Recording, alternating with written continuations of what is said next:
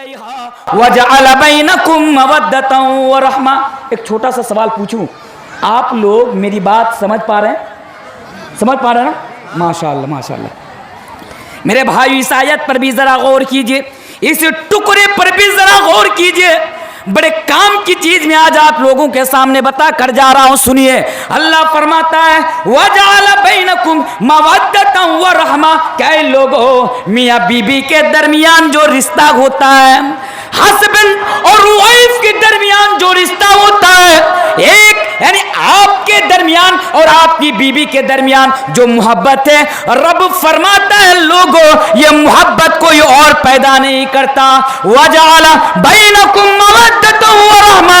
कई लोगों, मियां बीबी के दरमियान जो मोहब्बत होती है वो मोहब्बत मैं अल्लाह खुद पैदा करता हूं। ये मोहब्बत मैं खुद पैदा करता हूं।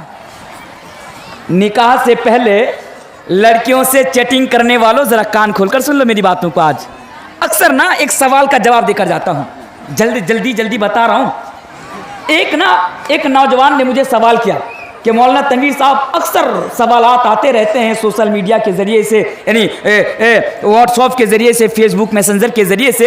एक नौजवान ने मुझे सवाल किया कि मौलाना साहब, इस्लाम में लव मैरिज करना कैसा है? मसला याद रखिएगा, ये जो निकाह से पहले बाबू ने खाना खाया, थोना ने खाना खाया, ये जो कर रहे हैं ना रात के 12 बजे 2 बजे, मसला याद रखिए।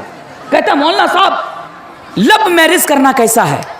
इस्लाम यानी निकाह से पहले प्यार करना कैसा है? मैंने कहा मेरे भाई, इस्लाम में ना लव मैरिज नहीं है, इस्लाम में लव आफ्टर मैरिज है। निकाह से पहले लव मैरिज नहीं, निकाह से पहले लव नहीं, मोहब्बत नहीं, निकाह के बाद आफ्टर, निकाह के बाद लव है मेरे प्यारे साथियों। और एक मसला याद रखिए, ये जो निकाह से पहले जो प्यार मोहब्बत जो होती है ना, ये किसकी तरफ से पैदा होता है आपको पता है? शैतान की तरफ से।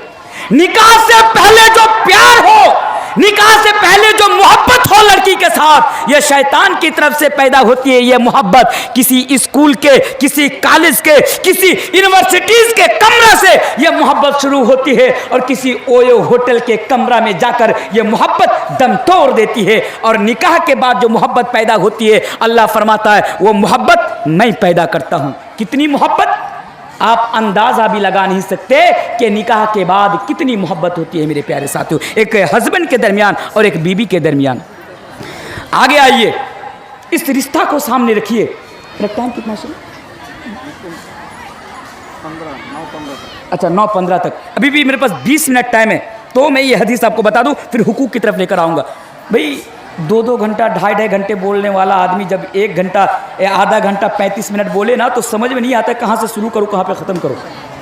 तो ये मसला आ जाता है हम लोगों के साथ। इसलिए मैं अक्सर उन इलाकों को अब अवॉइड कर देता हूँ जो लोग मुझे जानते हैं कि ये तो मेरा भागना है, ये तो मेरा ये है, वो तो ये है, मैं छोड़ देता हूँ। भाई नहीं जाना है, मैं कहीं और चला जाता हूँ अल्हम्दुलिल्लाह।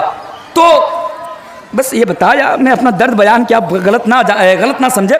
तो क्या बता रहा था, एक हदीस सुनते जाइए।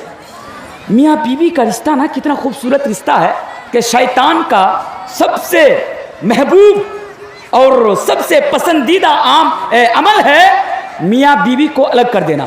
एक हदीस सुनते जाइए, सही मुस्लिम की हदीस है, इमाम मुस्लिम इसको सही मुस्लिम के अंदर लेकर आते हैं।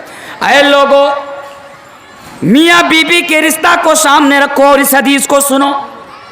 ये जो फरिश्ते हैं, ये जो शैतान है, ये जो इब्लीस है, ये समुंदर के पानी के ऊपर अपना तख्त लगाता है, अपना दरबार लगाता है और अपने चेलों को बनी आदम के पास भेजता है, हमारे पास और आपके पास भेजता है, मौलवी तनवीर के पास, मौलवी अब्दुल रहमान के पास भेजता है कि जाओ और बनी आदम को गुनाहों पर आमादा करो।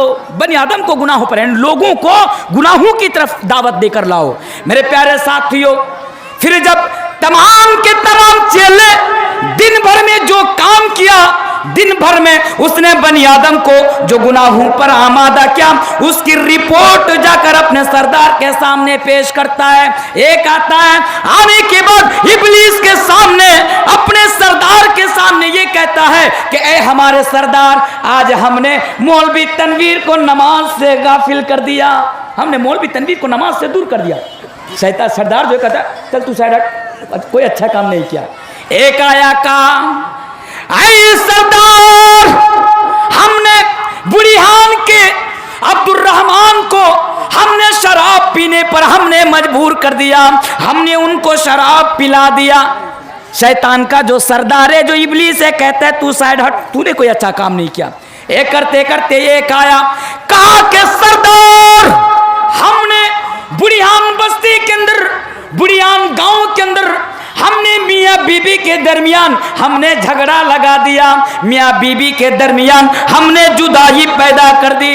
हमने उन दोनों को यहाँ तक नहीं छोड़ा जब तक के उन दोनों के दरमियान डिवोर्स ना हो जाए, उन दोनों के दरमियान तलाक ना हो जाए। यानी ए हमारा सरदार, ए हमारा गुरु, हमने मियाँ बीबी के दरमियान तलाक करा दिया, डिवोर्स करा दिया।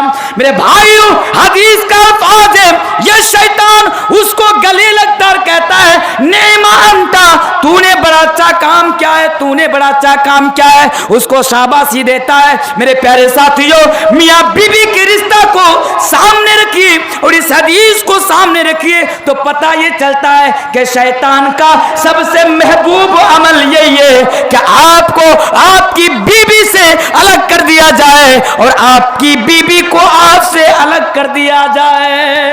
अल्लाहु अकबर, ये शैतान का महबूब अमल है। आगे आइए, हमारे गांव में बुढ़ियान की बात कर रहा हूं, दिन दिन ना ये तलाक का, डिवोर्स का वाकया सामने आ रहे हैं। दिन दिन ये तलाक का, डिवोर्स का सामने आ रहे हैं। जो शैतान के चुंगल में आ गया वो तो अलग हो गया। मेरे भाइयों, शैतान आपको आपकी बीवी से अलग करना चाहता है। मेरी माँ और बहनों, ये शैतान, ये खबीस, ये इब्लीस आपको आपके शौहर से अलग करना चाहता है और शैतान को इसमें बड़ी खुशी होती है। तो शैतान रिश्ता तोड़ना चाहता है और हमारा इस्लाम रिश्ता को जोड़ कर रखना चाहता है। इसलिए इस्लाम ने कुछ उसूल बनाए, कुछ कानून बनाए, कुछ गाइडलाइंस इस्लाम ने हमें और आपको दिया और कहा कई बुढ़ियान वालों सुनो, अगर तुम इन उसूलों को सामने रखते हुए, अगर तुम इस्लाम के गाइडलाइंस को फॉलो करते हुए अगर तुम अपनी जिंदगी गुजारोगे तो तुम्हारी जिंदगी की रेलगाड़ी पटरी पर चलती रहेगी। और अगर तुमने इस्लाम के इन उसूलों को खिलाफ जाकर जिंदगी गुजारना शुरू किया तो तुम्हारे दरमियान और तुम्हारी बीवी के दरमियान कभी भी तलाक हो सकती है, तुम्हारे दरमियान और तुम्हारी बीवी के दरमियान कभी भी डिवोर्स हो सकता है। तो इस्लाम इस रिश्ते को बचाना चाहता है। आइए, दो हक, 15 मिनट बाकी है। आपको आपकी बीवी के लिए कैसा होना चाहिए, और मेरी माँ और बहनों सुनो, आपको आपके हस्बैंड के लिए कैसी होनी चाहिए ताकि ये रेलगाड़ी जिंदगी की पटरी पर हमेशा हमेशा के लिए चलते रहे। पहली चीज मेरी माँ और बहनों, आपको आपके हस्बैंड के लिए ऐसा होना चाहिए कि सबसे पहली बात कि आप अपने हस्बैंड की इज्जत करें, एहतराम करें, रिस्पेक्ट करें।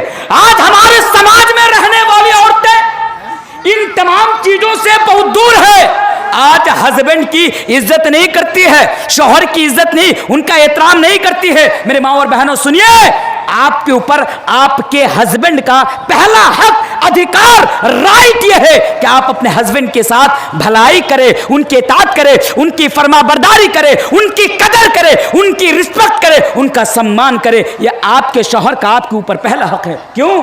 क्योंकि शौहर का मकाम ना बहुत बड़ा होता है, बड़ा बुलंद होता है। आइए दो हदीस सुनते जाइए, सही हदीस है।